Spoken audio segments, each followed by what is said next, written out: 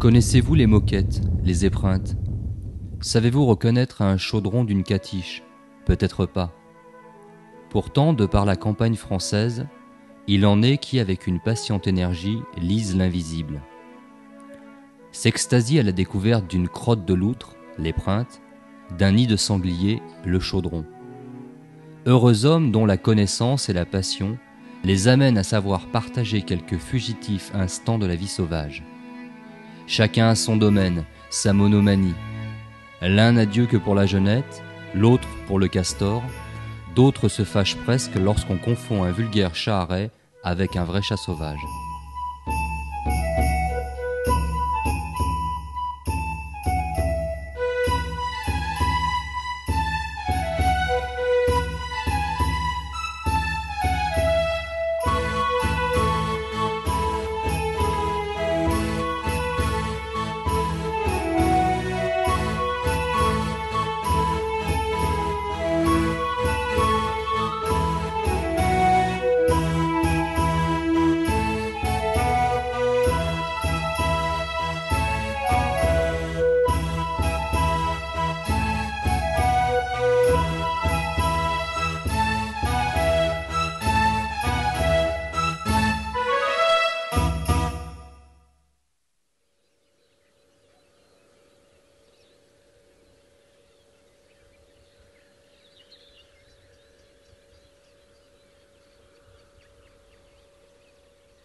Alors ici on est dans la belle campagne lorraine et en fait vous avez du chat sauvage en abondance et c'est un territoire magnifique pour l'espèce.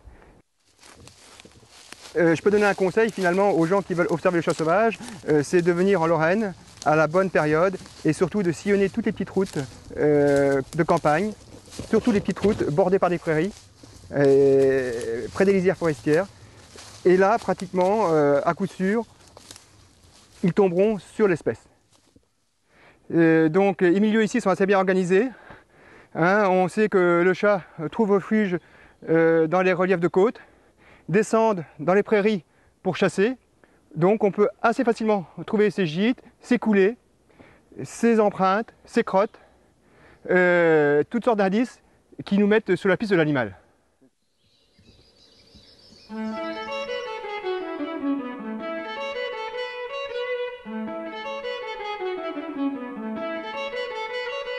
Le chat sauvage apparaît comme une espèce au pelage fauve, au pelage clair. Le chat sauvage n'est pas un animal tigré, contrairement au chat domestique. Et s'il présente des rayures sur les flancs, elles sont toujours très estompées et jamais aussi marquées que la rayure qui parcourt l'échine dorsale. Il se trouve en face de nous donc un arbre, un vieil arbre, couvert de lierre, qui est occupé par l'animal. Imaginons que le chat sauvage se trouve dans cet arbre, eh bien, en fait, il ne se serait rien passé. Si on reste à bonne distance, l'animal ne bouge pas, il est confiant dans son mimétisme.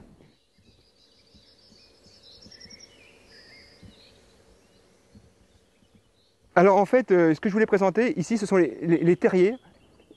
Les terriers, donc, anciens terriers de blaireaux, c'est un vaste réseau de galeries. Et ici, vous avez 3 espèces présentes, le blaireau, le renard et le chat sauvage. Mais rien ne permet, comme ça, a priori, de déceler l'occupation d'un terrier par le chat sauvage. Il faut être très vigilant. Souvent, il occupe une petite galerie à l'extérieur, assez loin du réseau du terrier.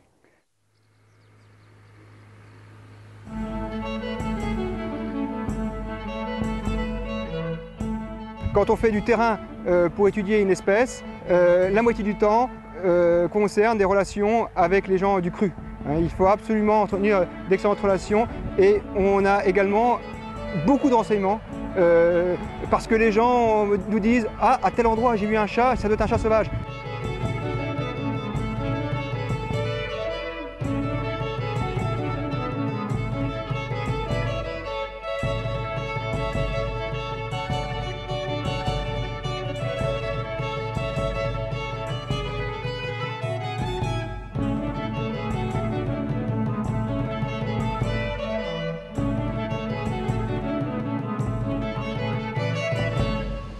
À cette époque-ci, vous êtes au moment de la fenaison, on est en train de faucher les foins et c'est une période où on peut facilement observer l'animal. Alors le chat vient chasser dans les prairies pour récupérer des proies qui ont été tuées par les machines agricoles, mais également pour chasser les petits rongeurs qui trouvent refuge sous les andins de foin.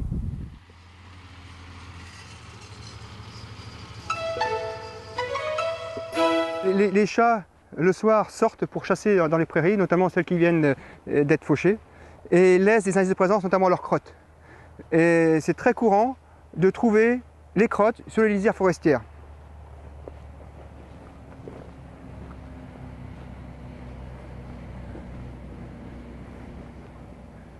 Voilà, j'en vois une déjà ici, vous voyez, juste à l'angle du champ. Les crottes de félidés sont des crottes, vous voyez, des petits boudins. Si on les met bout à bout, la crotte fait environ 30 cm et ce sont des petits morceaux, des petits tronçons avec une partie effilée et une partie incurvée. Un petit peu comme les crottes de cerf.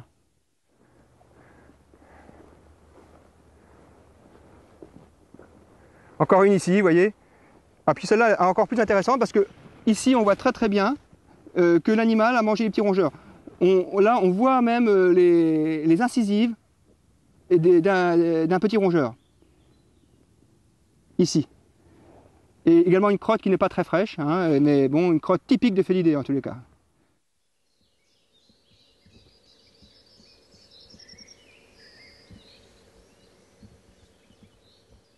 Je vais creuser une petite dépression sur cette coulée qui est passagère, hein, qui est fréquentée par toutes sortes d'espèces, hein, certainement des renards, des chats sauvages, des blaireaux, des chevreuils.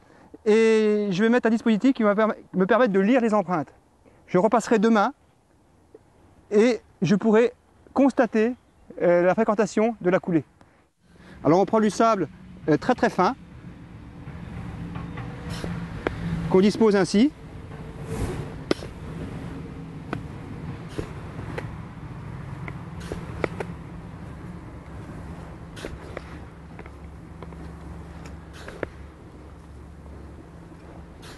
Alors on peut même l'humidifier un petit peu.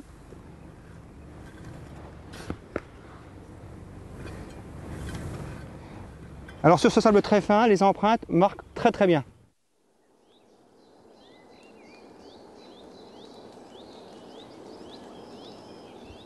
Dans ce bois qui s'appelle le bois de Charmande, j'ai pu observer une fois une femelle qui transportait ses chatons. Elle transportait les chatons un par un et j'ai pu l'observer à plusieurs reprises couper le layon avec un jeune dans la gueule. Elle modifiait son gîte de mise bas, certainement pour des raisons de sécurité. Elle avait sans doute été dérangée. Bon, là je vois déjà des traces, j'en vois déjà ici. Je vois des traces de renard de façon certaine. Et là je suis pratiquement persuadé que ce sont des traces de chat. Attendez, je descends.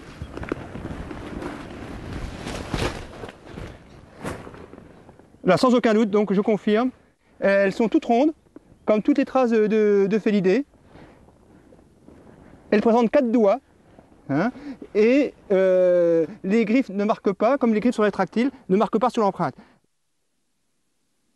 Le chat, l'empreinte arrondie, avec une caractéristique au niveau du coussinet plantaire de la partie haute.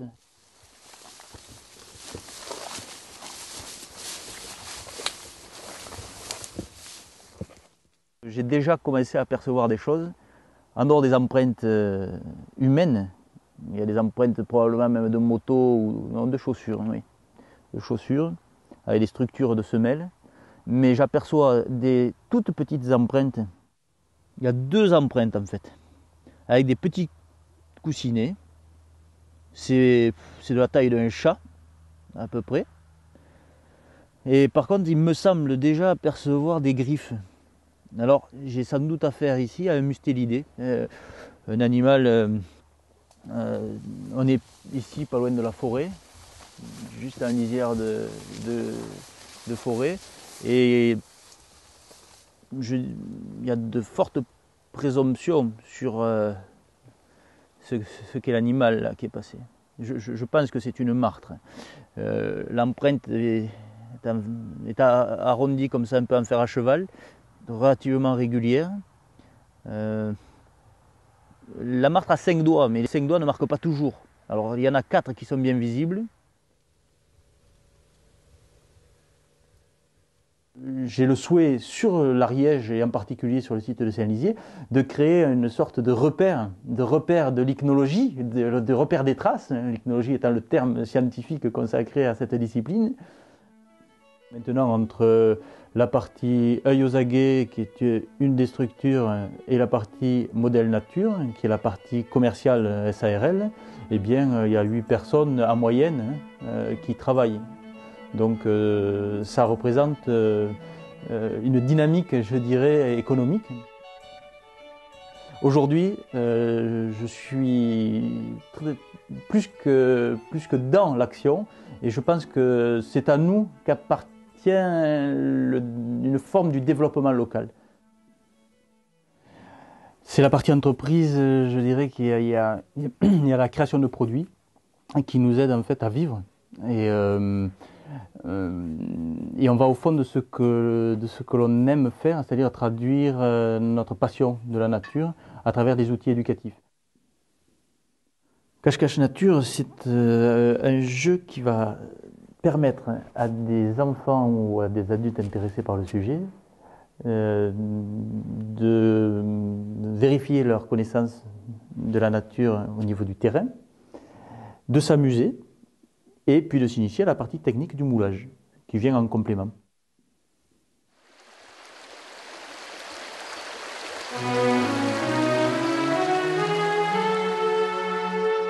J'ai commencé à m'intéresser à cet animal précisément ici, à ce pont, sur cette petite rivière, la Liège, qui fait la limite de ce côté la Creuse et de celui-ci la Corrèze. J'ai commencé dans les années 70.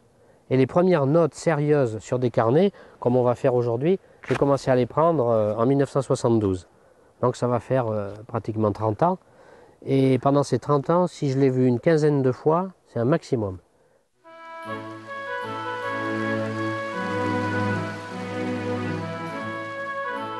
C'est très difficile de dire les effectifs, mais ce qu'on peut dire de façon certaine, c'est que le département de la Creuse, et d'une manière générale le Limousin, font partie des hauts lieux en Europe de la loutre. C'est là qu'on trouve les densités les plus fortes, comparables à l'Irlande, au nord de l'Écosse ou à certaines zones du Portugal, qui sont les 4 secteurs dans lesquels on trouve des loutres à peu près partout sur l'ensemble du pays. C'est d'ailleurs pas du tout un hasard si c'est resté une zone à l'autre, parce que c'est des endroits assez reculés, dans lesquels il n'y a aucune pollution, parce que vous pouvez chercher, là je vous mets au défi de trouver la moindre trace de pollution, puisqu'il n'y a pas d'épandage agricole, il n'y a pas d'industrie, il n'y a pas de grande culture. Ici, si on regarde bien, il y a une quantité d'épreintes qui est impressionnante. On les reconnaît parce qu'elles ont des arêtes et des écailles de poisson mélangées avec le musc. Donc ça fait une petite masse informe. Alors celle-ci, par exemple, au bout de mon doigt, là, elle est âgée déjà de 2 semaines au moins, parce qu'elle est blanche, le musc a disparu, alors que celle-ci, qui est noire, est beaucoup plus fraîche. On a vu sous les ponts, mais les confluences, c'est encore plus intéressant, parce qu'une loutre qui a son territoire sur cette rivière peut en voir arriver une autre qui, elle, a son territoire sur le ruisseau. Donc les confluences, partout dans le monde où il y a des loutres, sont systématiquement marquées. Ici, il n'y a pas de pierre au bord de l'eau. On est simplement dans des prairies. Oui, j'ai vu quelque chose aussi. Un lapin, peut-être.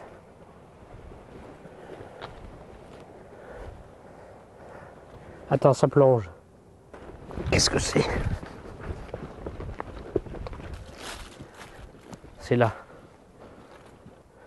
On ne saura pas ce que c'est. C'était très clair. On l'a bien vu partir à l'eau. De toute façon, si c'était une loutre, il y a longtemps qu'elle serait sous les racines ou sous les berges. Hein.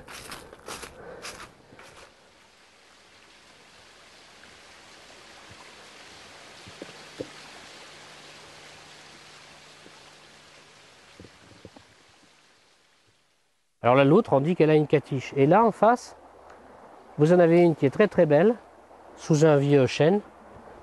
Et aujourd'hui, on voit parfaitement bien parce que le niveau de l'eau est bas. Elle a deux entrées possibles. Ici ou ici. Mais l'entrée principale de la Catiche, c'est ici. Mais n'allez pas croire qu'elle va être juste là dans le trou avec ses petits. C'est un conduit, et ce conduit va 1 mètre plus haut, à l'intérieur des deux troncs là que vous voyez. Ce qui fait que si l'eau monte, elle est encore à l'abri ici, et elle est encore à l'abri ici parce que la chambre est beaucoup plus haut.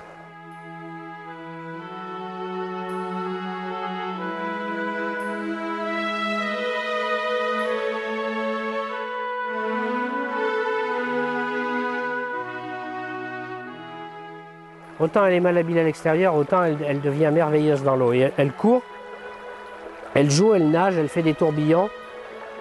Et elle est même capable de rattraper les poissons à la nage.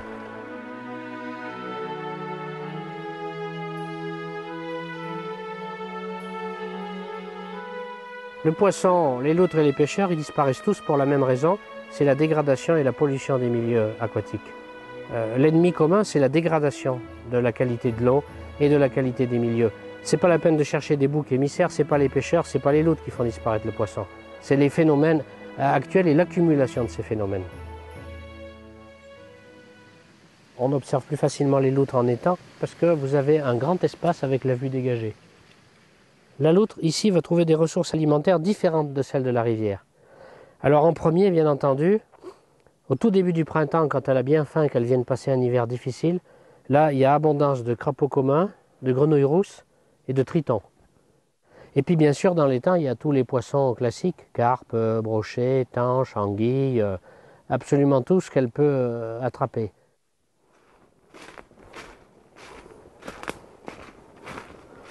Voilà.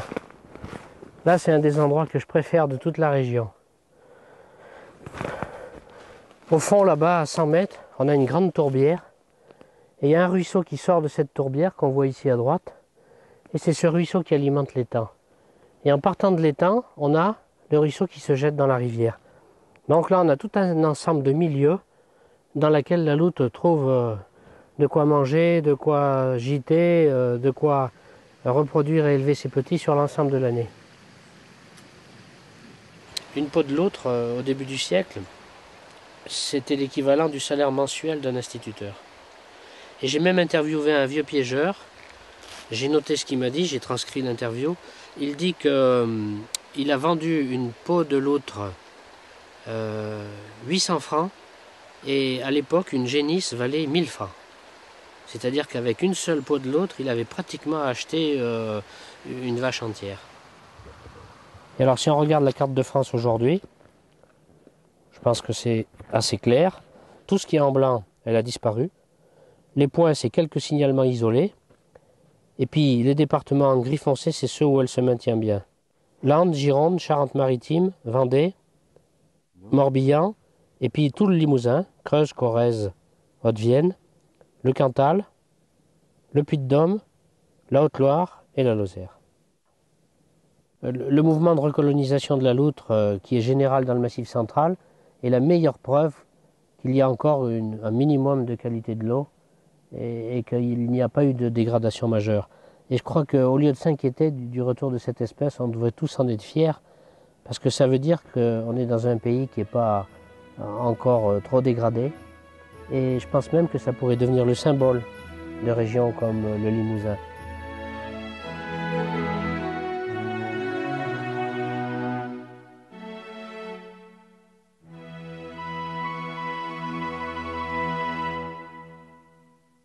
La loutre, en fait, est un animal qui possède une palmure, mais qui n'apparaît pas toujours, et c'est trompeur.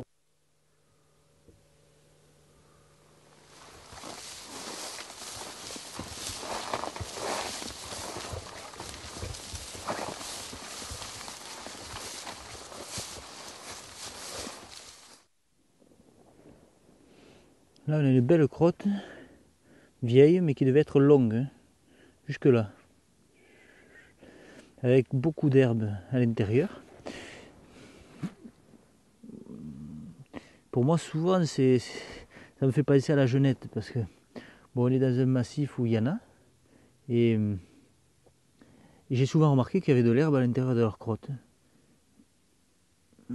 Par contre, au niveau de l'alimentation, il y a des graines, il y a un insecte ici. Il n'y a pas de plumes, ça leur arrive souvent de consommer des oiseaux. Par contre, il y a des poils, il y a pas mal de poils. Un os. Et là-dedans, qu'est-ce qu'il y a? Toujours de l'herbe. Herbe, poils.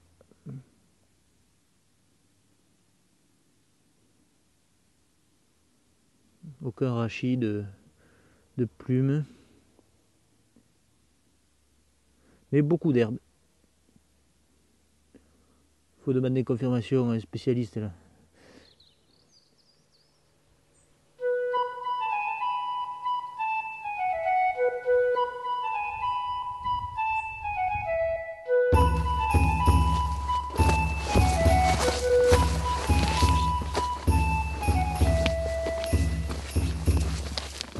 Dans toute la montagne noire et le sud du Massif central, où je l'ai activement recherché pour l'étudier, la Genette a des effectifs, fait une distribution relativement importante, mais les densités par contre sont totalement méconnues.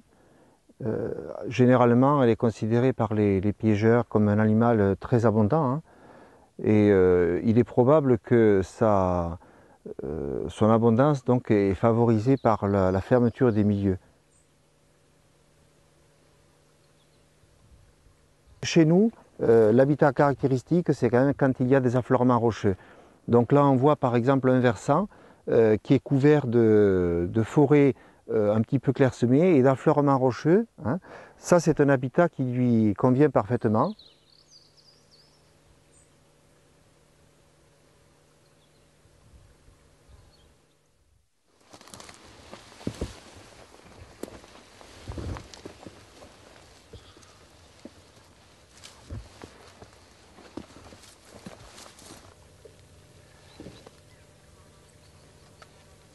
La Genette est un animal très discret qui est nocturne, qu'on voit très difficilement, et l'indice qui trahit le plus sûrement sa présence, ce sont ses crottiers. On a des crottes donc, qui ont été déposées cette nuit, donc qui sont très foncées, et vous voyez que ce sont des crottes de taille importante. Donc les plus longues que j'ai pu trouver faisaient 25 cm de longueur. Et l'aspect donc de ces crottes est caractéristique de la Genette.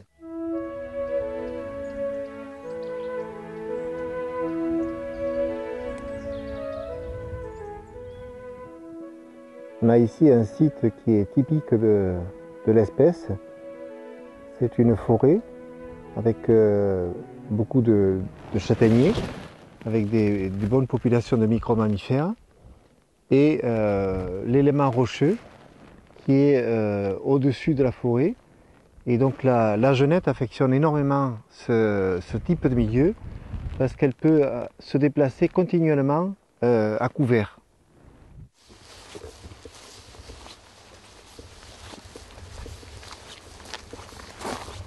Voilà ce qui reste d'un crottier de Genette qui a été occupé pas très longtemps. Peut-être par un individu en erratisme. Et donc on voit bien maintenant tout le contenu des crottes, donc essentiellement donc toujours des os de micro-mammifères. Donc on voit les mâchoires de rongeurs et on voit un certain nombre d'incisives également de rongeurs.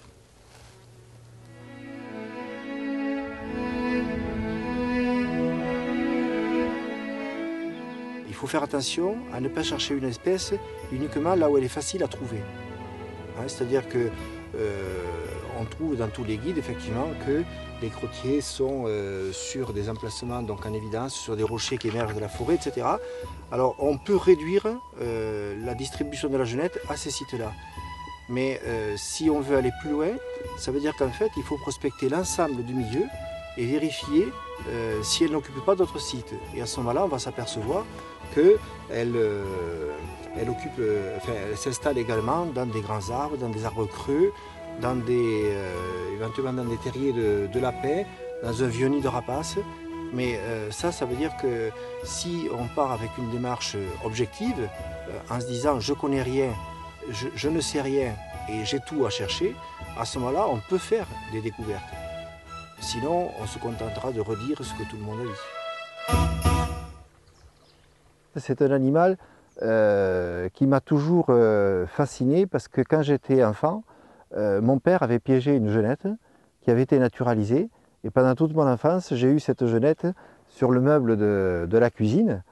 Et bon, je la voyais figée. Et pour moi, il y avait plein d'inconnus derrière parce que c'était un animal nocturne que je n'avais jamais vu. Donc on a un corps qui fait une cinquantaine de centimètres, la queue qui fait une quarantaine et qui est portée horizontalement. Et par contre, donc l'abdomen est un peu lévreté. Donc c'est un port un peu particulier par rapport au chat et elle est courte sur pattes. Une de mes plus belles observations, c'est une genette qui était donc de nuit. Elle était sur une murette. Elle était postée un petit peu comme un chat à l'affût. Et je la regardais faire, je la voyais qui était figée. Je me demandais qu'est-ce qu'elle cherchait, qu'est-ce qu'elle avait repéré, ou bien est-ce que c'était moi qui la dérangeais. Et puis j'ai vite compris, parce que j'ai entendu des cris de loir en dessous d'elle, et j'ai vu les loirs qui montaient par la murette. En fait, la genette attendait que les loirs arrivent à sa portée. À ce jour, on n'a pas de méthode de comptage de la genette, et personne ne peut dire quelles sont les densités de l'espèce. Dans l'idéal, ce qui pourrait être réalisé, ce serait éventuellement ce qu'on appelle la technique de capture-recapture, c'est-à-dire qu'il faudrait effectivement capturer des genettes. C'est relativement facile parce que c'est le carnivore qui est le plus facile à piéger. Dans les Pyrénées, la plus haute qui a été capturée entre 1600 et 1900 mètres. Mais généralement, donc, les densités et les crottiers nous l'indiquent, donc les plus abondants sont quand même aux altitudes basses. Et c'est dans la région méditerranéenne qu'elle entretient les plus fortes densités. Elle était un animal de compagnie qui était apprivoisé pour lutter contre les rongeurs qui, à l'époque, étaient abondants dans les villages, les campagnes, etc. Et le chat n'est venu que plus tard. Donc effectivement, il semble bien établi aujourd'hui que la genette a été acclimatée à partir de l'animal domestique. Elle a un bel avenir si on considère la fermeture des milieux dans le sud de la France. Je pense qu'effectivement c'est une espèce qui devrait être de plus en plus représentée. Elle a sa place parce qu'elle subit peu de concurrence de la part des autres prédateurs. Elle a vraiment pris une place qui était disponible.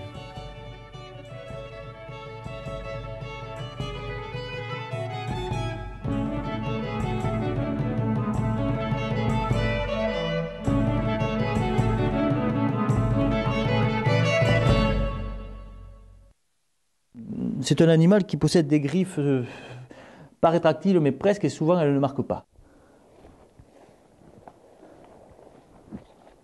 On sent la population là.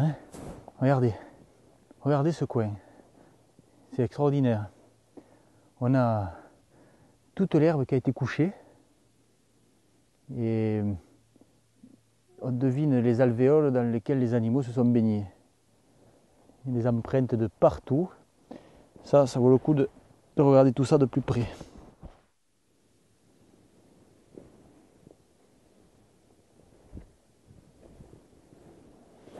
On n'a que l'embarras du choix là pour les traces.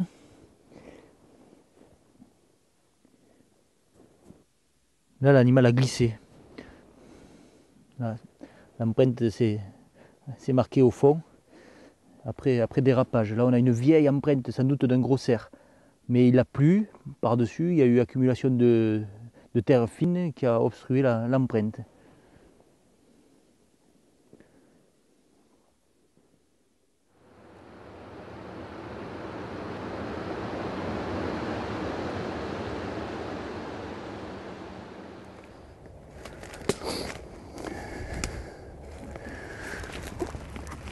Voilà, là c'est souvent du travail de jeunes, ça, qui viennent qui viennent écorcer des adultes auraient coupé, puis les jeunes les accompagnant coupent, on voit des petites dents là. Ça c'est du jeune qui est venu ici. Et on a toujours cette coupe en biseau due au faible diamètre. Et on voit que là ils viennent assez régulièrement d'ailleurs. Hein. On voit ici, tout ça ce sont des réfectoires. C'est étonnant que des gens peuvent complètement l'ignorer. Nous avons eu des cas où un agriculteur nous a appelé en disant « Voyez, on m'a coupé mes souches, il y a quelqu'un qui m'en veut ». Or, c'était pas ça, en passant le doigt sur la coupe, c'était bien la dent du castor qu'il avait coupée.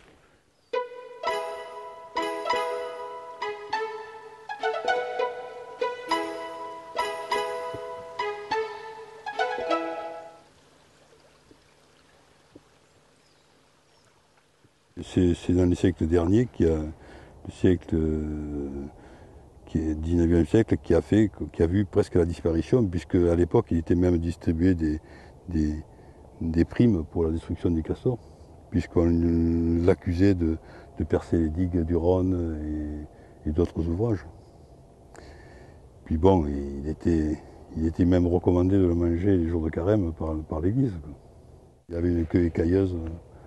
Donc l'Église avait dit que ça pouvait se manger le jour de carême.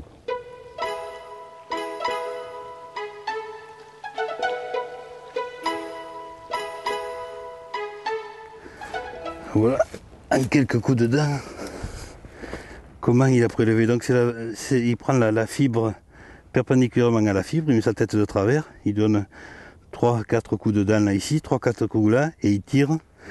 Voilà le coupeau que ça fait.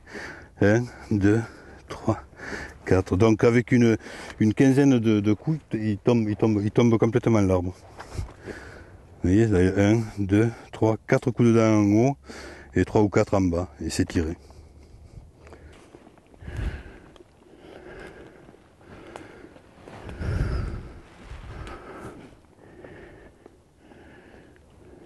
Là, il y en a certainement un.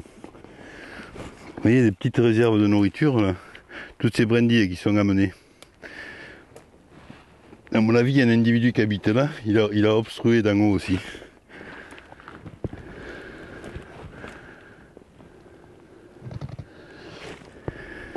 Il ne doit pas y avoir une famille complète là, mais il doit y avoir au moins un individu ou deux là.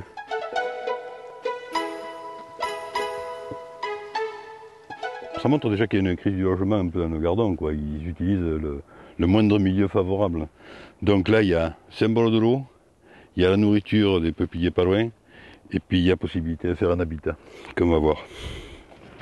Voilà, d'ici on voit la sortie, une belle coulée en face là-bas, juste en face, et la hutte qui est juste ici, là, à côté de l'aspiration de l'eau. On va la voir de près. On voit que c'est fréquenté tout récent et que les bois de dessus sont tout frais là, hein, ils sont amenés. Voilà, celui-là qui est très blanc là-bas, c'est un bois qui n'est pas encore oxydé, donc il vient d'être rapporté, ils sont dedans, quoi. Les réserves sont là, il y a tout ce qu'il faut. Tous les ingrédients pour montrer qu'ils sont là, quoi.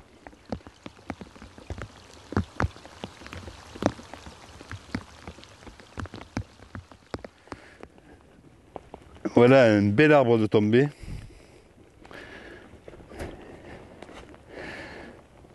Ah, c'est déjà assez conséquent. On peut dire que chaque copeau représente environ 8 coups de gouge de dents pour le couper. Alors voilà le nombre qu'il y en a. Donc ça représente un sacré travail. D'arriver à couper depuis ici jusqu'ici, tout le tour, uniquement avec des petits morceaux comme ça.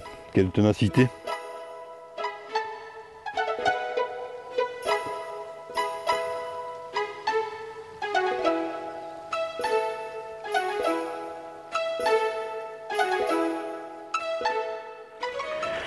On voit nettement que c'est des végétaux avec de la terre qui ont été rassemblés jusqu'à former une espèce de borne. Ça veut dire attention, je suis chez moi, c'est chez moi ici. Et alors donc il sort, il fait cette borne comme ça, et puis il se retourne dessus et il émet le produit de ces glandes anales qu'on appelle les glandes à castoreum, Il faut dire que le castor, il consomme beaucoup de salicacés.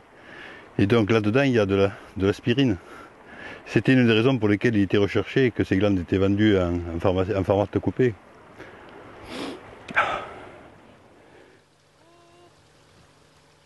Les gorges du Gardon, par exemple, étaient un endroit où on accédait sur quelques centaines de mètres.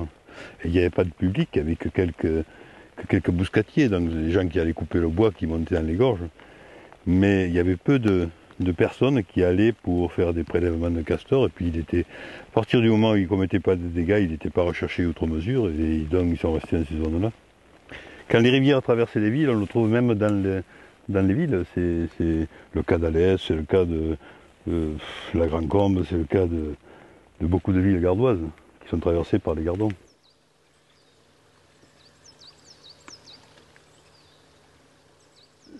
La nage du castor est une nage faite avec les pattes arrière, souvent des pattes de devant repliées dessous lui, et ils ont des pattes palmées à l'arrière et une queue qui ondule. La queue ne servant qu'à la direction ou à des points d'appui extérieurs quand il se tient assis.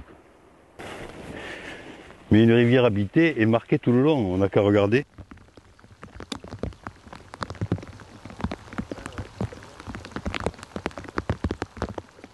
Ici, dans les gorges, à la tombée de la nuit, voir traverser le Grand-Duc et le castor en même temps la rivière.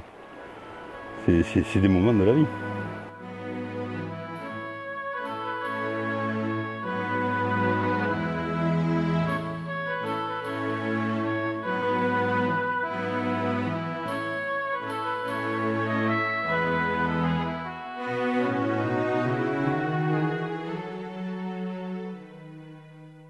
Sur le castor, en fait, la patte postérieure est très développée, avec entre les doigts une palmure qui est caractéristique. Bon, parlons moulage maintenant. Alors, on peut faire un petit mur autour. Alors, il suffit à ce moment-là de prendre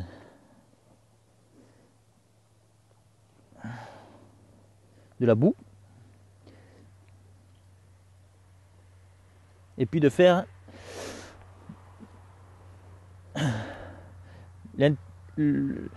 l'intérêt du petit mur, c'est de contenir suffisamment de plâtre. Alors, c'est pareil, mouler sous l'eau, ça paraît, pour beaucoup de personnes, on se dit c'est pas possible. Ben vous allez voir que ça marche même bien, et ça permet d'obtenir des moulages tout à fait intéressants. Bon, il faut mettre le plâtre jusqu'à ce qu'il arrive en surface de l'eau. Après, vous mélangez. Une cuillère à soupe est utile. Je ne vais pas être au fond de mon sac. On peut s'en passer aussi, mais je le conseille.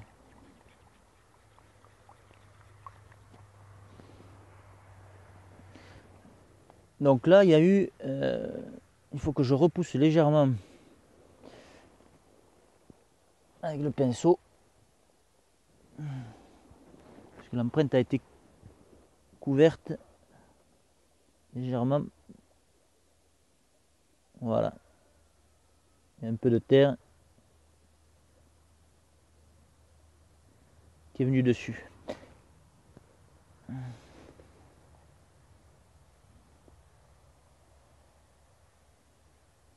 Voilà. Ça c'est un premier jet.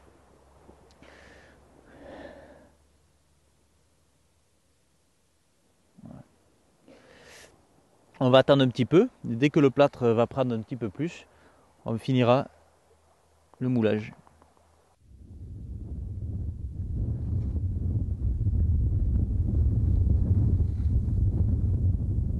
Le lynx aime beaucoup longer les chemins forestiers comme ça.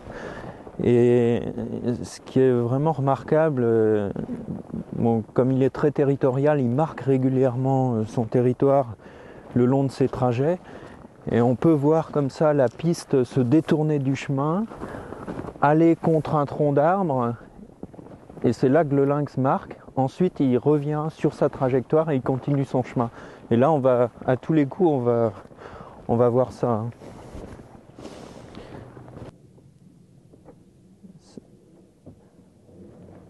on dirait bien que c'est la trace du lynx qu'on suivait tout à l'heure.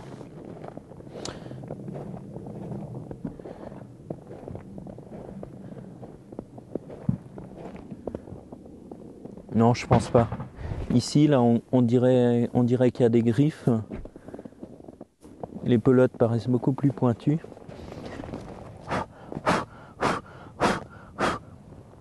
Ouais, fausse alerte, c'est du chien.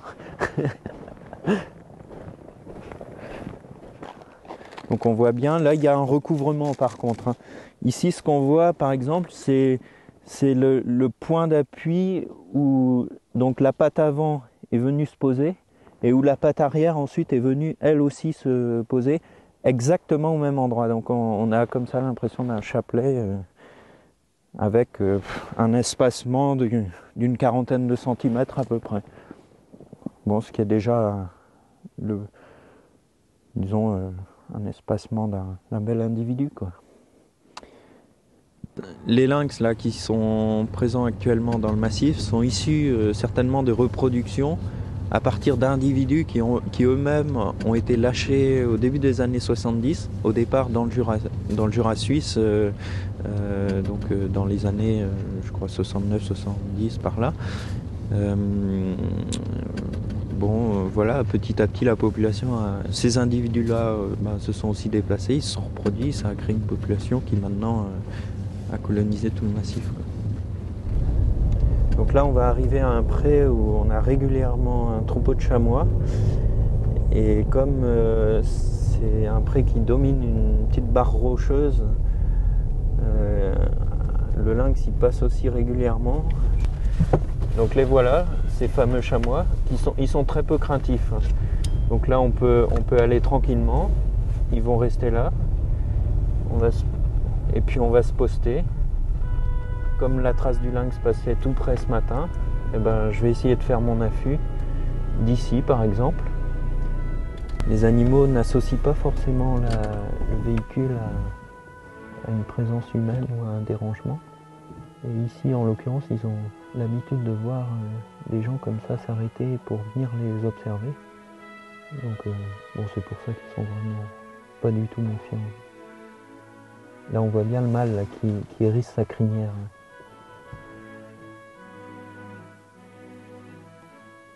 Ils sont vraiment sympas ces deux chameaux. Et c'est le chevreuil qui est la proie principale du lynx. Hein. En fait, ce qu'il chasse de préférence, c'est ce qu'il trouve le plus dans son milieu. Bon, s'il y avait énormément de lièvres, c'est peut-être le lièvre qui deviendrait sa proie principale. Bon, le lynx, ce qu'il révèle, c'est que le milieu est riche en proies, puisqu'il y vit, il peut se nourrir, il a besoin de proies d'ongulés sauvages. S'il est capable d'y vivre et de se reproduire, c'est qu'il y a des bonnes populations de proies sauvages. Hein. Comme vous le voyez, hein, et là ici on est vraiment dans une zone très forestière avec un relief marqué, là toute cette barre rocheuse qu'affectionnent vraiment beaucoup les lynx, quoi, pour se gîter. Ils aiment bien comme ça les endroits où on a un relief très marqué avec de la végétation. Et puis plus bas, donc toute cette zone de pré-bois avec des lisières très fréquentes, très marquées. Donc là où les proies, les chevreuils, lièvres, chamois aiment bien aussi venir. Il peut fréquenter des coins tout proches des habitations. Simplement, il reste très discret. Du fait de son comportement très nocturne, il est rarement vu. Hein. Le fait que la zone soit habitée, c'est pas du tout un facteur de dérangement. Hein. Au contraire, il n'est pas rare qu'un lynx soit gîté comme ça à proximité immédiate d'un village. Quelquefois, à une centaine de mètres dans un fourré proche des maisons, le lynx est autant en tranquillité voire même des fois plus en tranquillité que dans une grande forêt comme le Rizou. Là, une fois, par exemple, c'est en écoutant et en observant attentivement le déplacement de grands corbeaux qui houspillaient sans arrêt, que j'ai comme ça remarqué, enfin que j'ai pu me mettre à l'affût et filmer un lynx qui arrivait le long d'une barre rocheuse.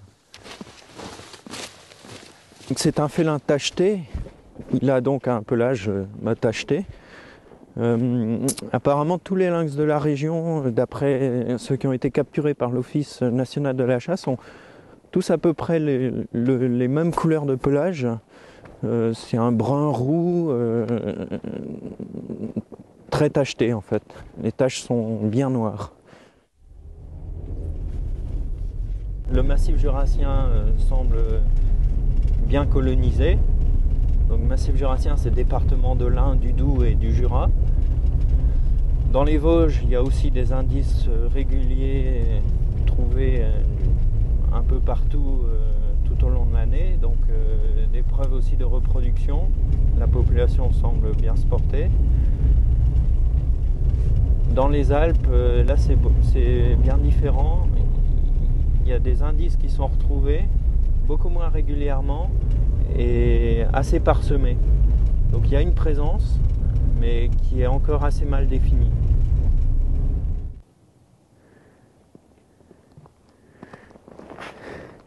D'ailleurs, je me demande, il n'y a rien de sûr, mais si c'est pas lui qui a uriné là, l'écoulement qu'on voit, je me demande si c'est pas de l'urine. Là, tu peux sentir, ça sent à plein nez, quoi. Ça sent le lynx vraiment. Ouais, c'est une odeur vraiment caractéristique. Tu peux sentir si tu veux.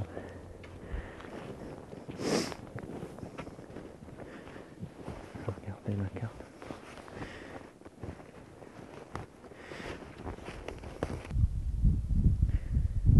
Parce que là, aussi bien on peut aussi contourner à pied sans consacrer trop de temps.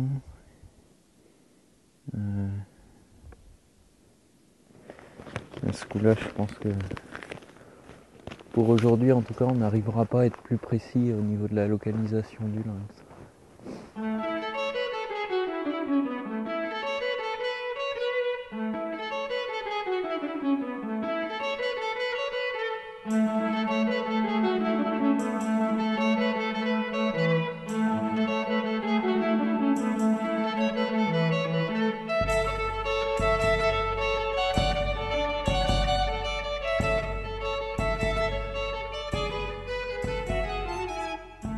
Le lynx, on retrouve une caractéristique particulière des félins avec une empreinte qui est globalement ronde.